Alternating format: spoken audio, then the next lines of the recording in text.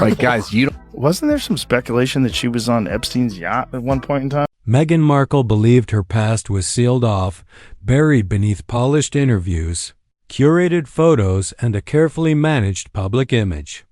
For years, anything uncomfortable was brushed aside as tabloid noise or internet conspiracy.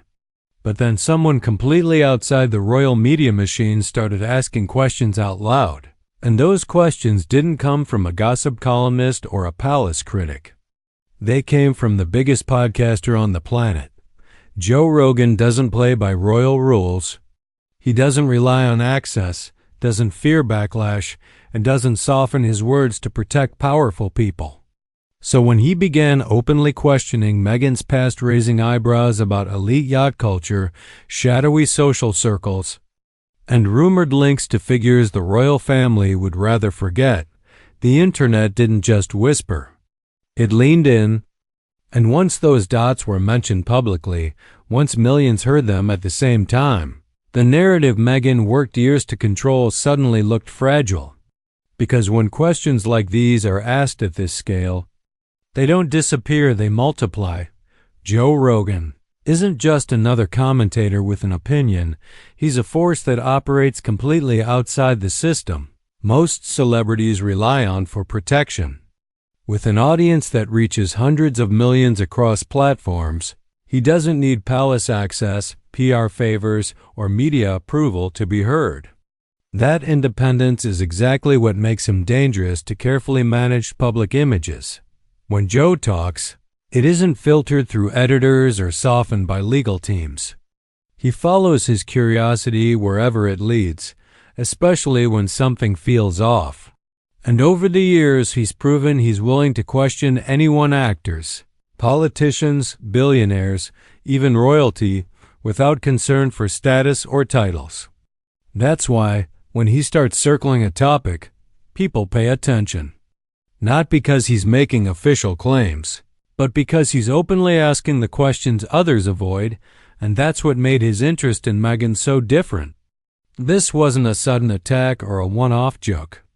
It was the beginning of a deeper skepticism, one that had been quietly building long before the current rumors exploded into the spotlight.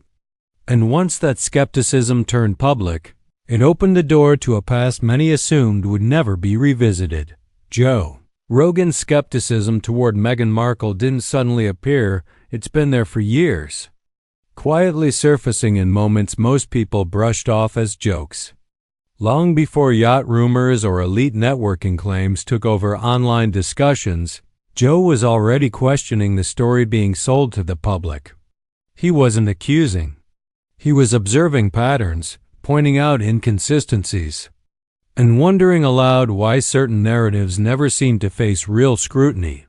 On earlier episodes, Joe openly mocked the idea that Meghan was an innocent outsider swallowed up by royal life.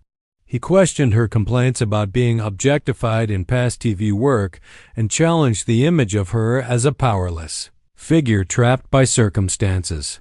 His tone was blunt, sometimes uncomfortable, but consistent. To Joe, Meghan didn't look like someone being pushed around, she looked like someone who understood branding, leverage, and visibility. That long-standing doubt matters because it shows this isn't a sudden pile-on driven by gossip. When Joe revisits Meghan now, he's not changing his stance, he's continuing it. And as his audience listens, the question shifts from why is Joe saying this to what else hasn't been examined closely enough. And that's where the story takes a much sharper. Turned out this is where the conversation shifts into far more uncomfortable territory because this is where long-circulating rumors collide with elite culture. Few people truly understand. For years, online forums and independent commentators have whispered about Meghan's alleged exposure to high-end yacht parties. Not proven, not confirmed, but persistent enough that they refuse to disappear. When people use the phrase yacht culture, they're not talking about casual vacations. They're referring to an exclusive social world where wealthy businessmen, influencers, models, and aspiring actresses mix in private settings, often far from cameras, contracts, or paper trails. Critics describe it as a networking ecosystem where access, opportunity, and proximity to power blur together. Supporters dismiss it as exaggerated internet fantasy. The truth, as always, sits somewhere behind closed doors. Rumors suggest Meghan may have been adjacent to these circles during her pre-royal years, possibly through invitations to high-profile sailing events in Europe.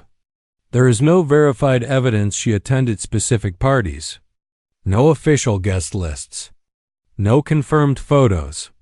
What exists instead are unanswered questions, overlapping timelines, and social connections that keep resurfacing no matter how often they're dismissed. And this is where Joe Rogan's approach becomes so effective. He doesn't say, "This definitely happened." He says, "Why do so many people keep pointing to the same places, the same events, the same circles?" Because once those patterns are pointed out publicly, curiosity takes over. And curiosity, especially at this scale, doesn't need proof to start digging to understand why these rumors refuse to fade. You have to look at one name that keeps appearing in the background: Soho House. Not a nightclub. Not a hotel. But a private members-only network built entirely around discretion, access, and connections. For outsiders, it's marketed as a creative hub. For insiders, it's a gateway one where introductions can quietly change lives. At the center of this world sits Marcus Anderson, a senior figure within Soho House and someone publicly acknowledged as a close associate of Meghan Markle. This part isn't rumor. It's documented. Anderson was present throughout key moments of her life and famously introduced her to Prince Harry. That single fact alone makes him impossible to ignore. What is debated and heavily speculated about is the depth and duration of that relationship before Harry entered the picture.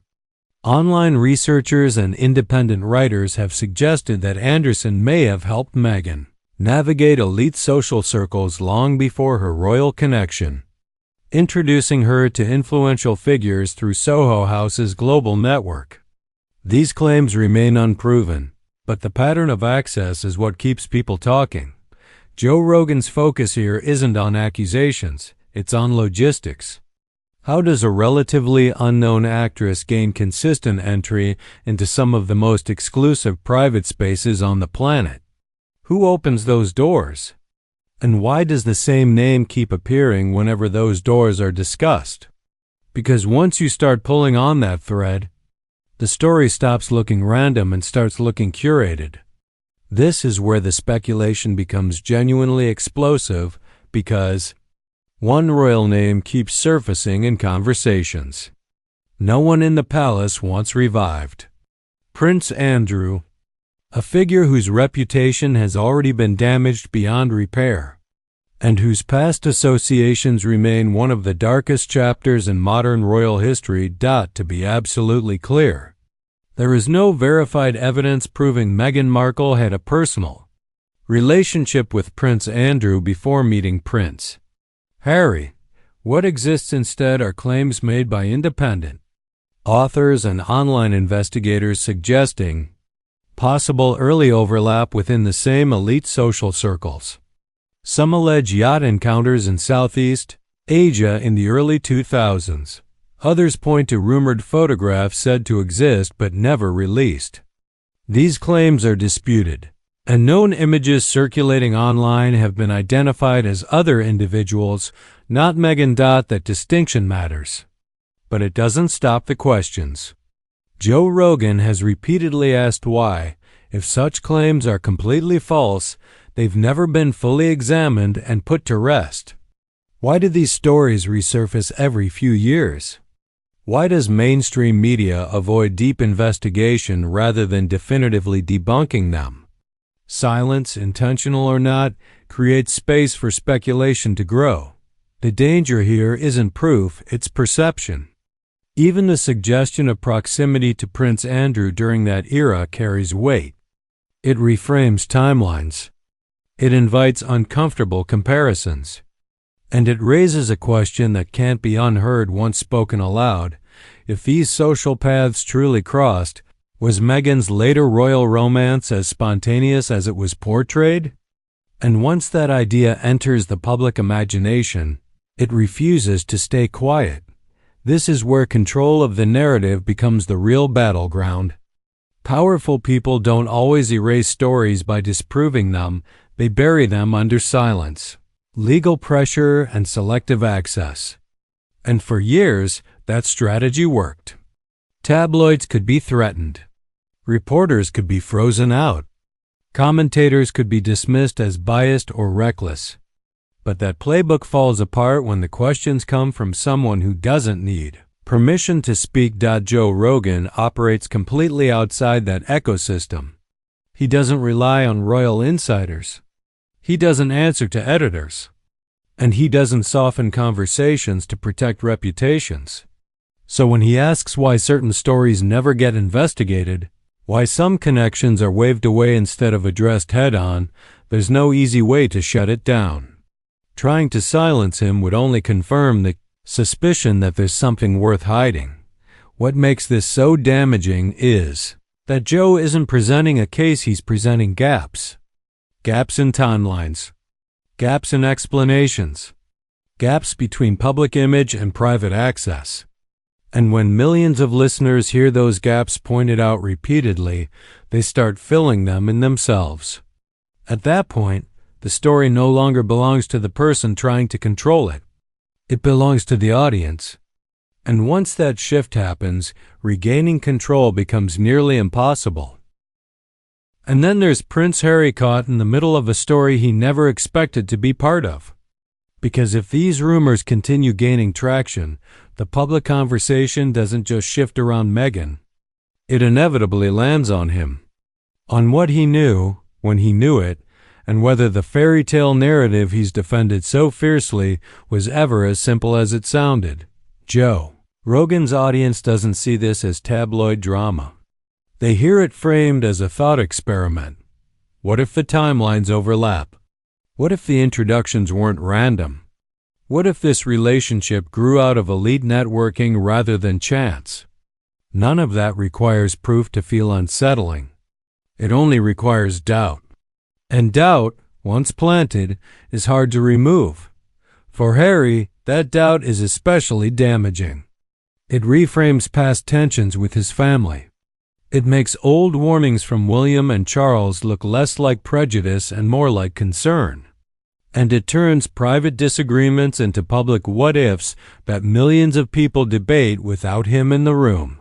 He can't convincingly argue against speculation he can't disprove, and responding at all risks amplifying it further. That's the quiet fallout of this moment. Not a single revelation, not a confirmed expose, but a slow erosion of certainty. And when certainty disappears, reputations don't collapse all at once. They crack, piece by piece, under the weight of questions no one can fully answer. Soho House, the private, elite network at the center of much speculation, illustrates why some stories are nearly impossible to control. The club is built on discretion. No cameras, no recordings, no public oversight. Everything that happens inside is meant to stay hidden. That's the entire selling point.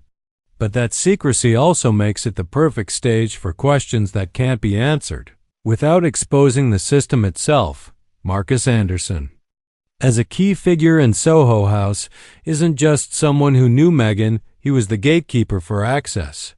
He connected members to influential circles, facilitated introductions, and helped navigate a world most outsiders can barely imagine.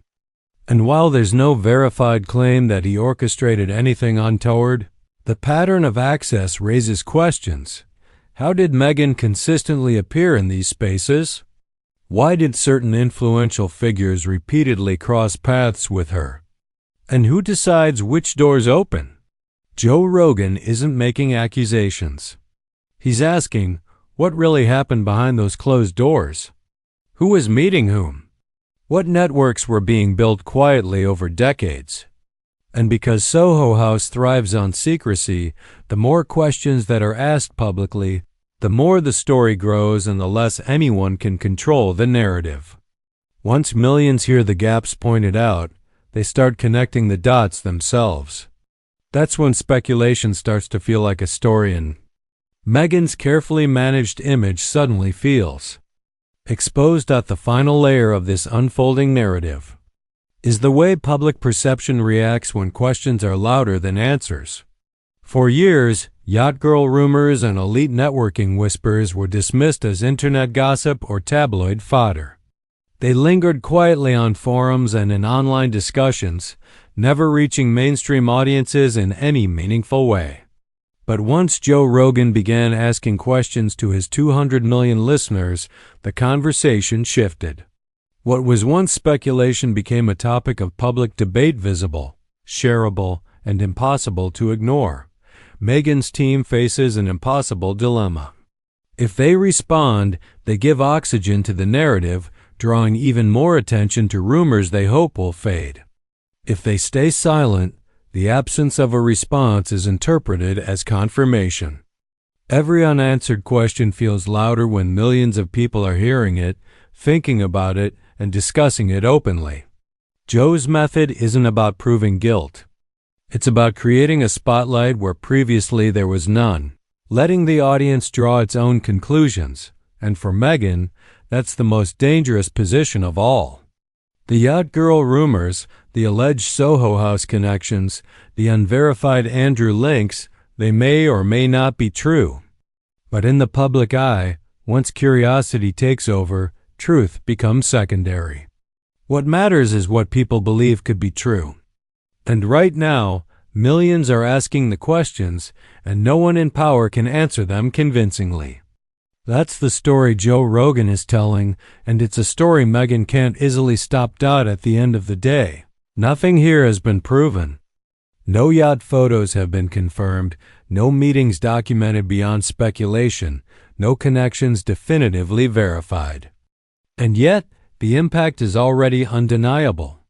Once questions are asked at scale, once they reach millions of listeners who are free to interpret them as they see fit, the carefully constructed narrative begins to crack.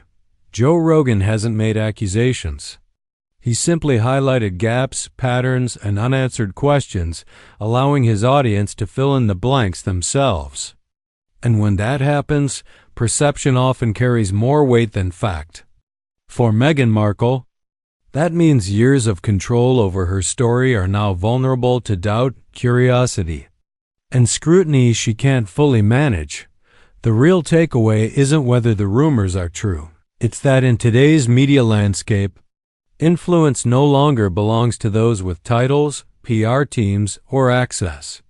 Influence belongs to those with reach, credibility, and immunity from conventional control. And when someone like Joe Rogan asks questions about your past to hundreds of millions of people, the answers, or the absence of them, speak louder than any statement ever could. In the world of image, power, and perception, once the genie is out of the bottle, there's no putting it back.